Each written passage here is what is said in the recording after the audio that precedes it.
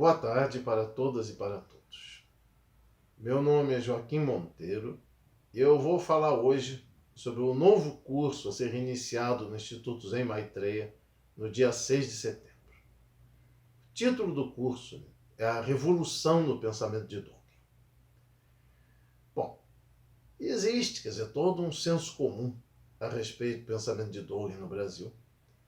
O curso ele é dedicado a um público bastante amplo, ou seja, todas as pessoas interessadas no budismo, sejam elas ou não budistas, tenham elas ou não ligação, com a tradição do Soto Sho, serão muito bem-vindas.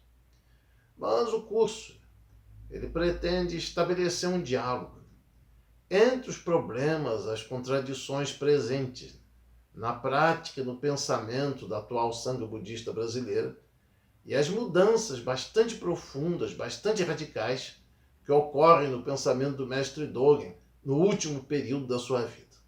Ou seja, nós vamos tratar das mudanças de pensamento que ocorrem no Dogen tardio, que geralmente é alguma coisa que se expressa através do texto do chamado Shobogenzo em 12 fascículos.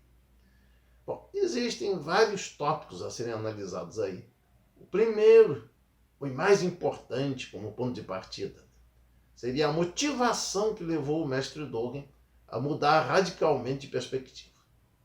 Existem diversas indicações a esse respeito, mas talvez a mais concreta de todas seja a experiência bastante dura que o mestre Dogen fez na chamada descida para Kamakura, ou Kamakura Gessen. Ou seja, nesse processo, ele teria percebido uma crise muito profunda dentro do budismo japonês e estabelecido um outro caminho no sentido da superação dessa crise. Bom, primeira mudança visível. É uma coisa que aparece já nos próprios textos anteriores aos 12 fascículos. É uma mudança de orientação que vai radicalizar a necessidade da ordenação monástica, do recebimento dos preceitos e da renúncia ao lar. Ou seja, ele vai enfatizar esse aspecto de uma maneira muito mais forte do que ele teria feito no passado. Mas, juntamente com isso, também vão ocorrer mudanças assim bastante drásticas no seu próprio pensamento. Essas mudanças são bastante amplas, mas eu acredito que nós podemos resumi-las em 3 tópicos. Primeiro tópico seria a radicalização do pensamento da impermanência.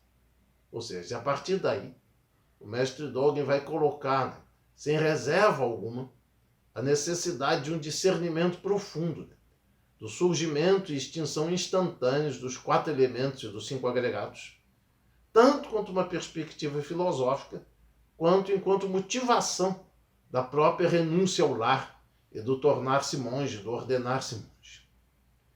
A segunda, que contrasta de uma forma bastante radical com todo o senso comum que existe sobre Dogen no Ocidente, em particular no Brasil, é a defesa bastante enfática que ele vai fazer da necessidade da fé profunda na causalidade kármica, na causalidade tanto mundana quanto supramundana.